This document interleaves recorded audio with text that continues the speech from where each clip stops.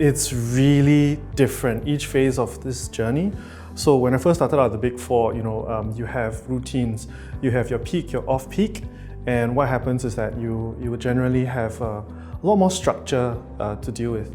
And then jumping straight into entrepreneurship, that was a big jump because suddenly there's no departments to help you. You're doing everything. You're doing, from your pitching for funding, you're doing the product development, you're doing marketing. So you have to put on so many different hats. It's no longer, delegate, try and get stuff done.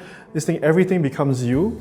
And the thing that entrepreneurs have to take in mind is if you go on holiday, your business stops, right? So you can't really take a break, kind of, ever. And that's until probably a bit later on where you have a solid team that can support all the activities of the business. And then coming here to Fave, the pace of life has also then one-upped again because this is a company that's scaling very fast.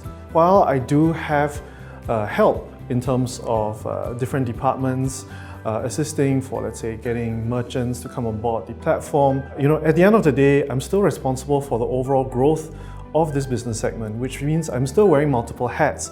But this company is going so fast, I need to keep up with it as well.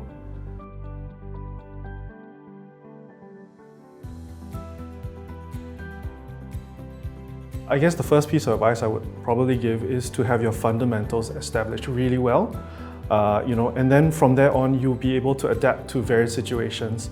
So for example, running a startup, because I knew the fundamentals of starting out a company, what regulatory demands were there, I was able to then make sure that these were all translated very well into the setting up of the company and establishing the company. Then from there on, let's say if I wanted to go into grants, right? Applying for grants for startups, that's also requires skill sets that only I think make it easier as an accountant to possess because you'd be a bit more meticulous, you'll see a framework, you'll understand the underlying, let's say, certain situations. So for example, if the grant is given out, let's say they tell you it's 50K.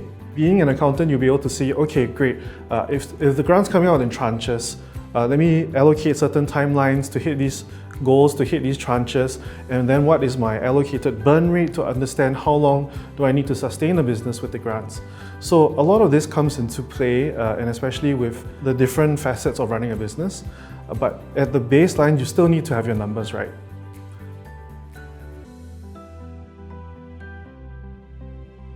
The majority of people who go into the Big Four, they will generally all try to get qualified as well, and qualification definitely comes with an added, being Singapore, there's a little bit of security in having professional qualification certifications, and so what you try to do is, try and make sure that you're employable for life.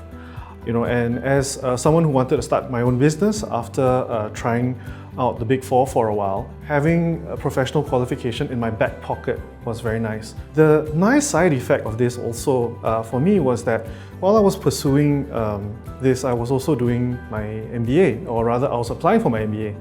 And how it's actually helped is also because it fulfilled a certain criteria to actually get me the local scholarship for learning and leadership. So that was really cool that everything came together for that.